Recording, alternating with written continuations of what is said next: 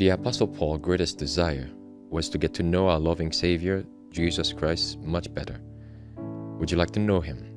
Listen to this devotional. That I May Know Him, a devotional by Ellen G. White, a conqueror claiming his victory. Wherefore in all things it behooved him to be made like unto his brethren, that he might be a merciful and faithful high priest in things pertaining to God, to make reconciliation for the sins of the people. Hebrews 2, verse 17.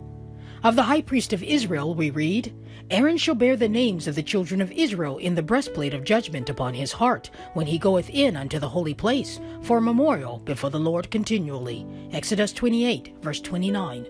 What a beautiful and expressive figure this is of the unchanging love of Christ for his church. Our great high priest, of whom Aaron was a type, bears his people upon his heart. Christ, as the great high priest, making a perfect atonement for sin, stands alone in divine majesty and glory. Other high priests were only types, and when he appeared, the need of their services vanished. Let human beings, subject to temptation, remember that in the heavenly courts they have a high priest who is touched with the feeling of their infirmities, because he himself was tempted even as they are.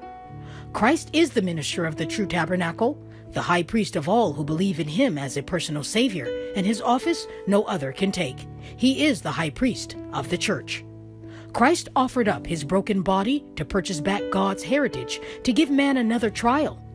Wherefore he is able also to save them to the uttermost that come unto God by him, seeing he ever liveth to make intercession for them. Hebrews 7, verse 25.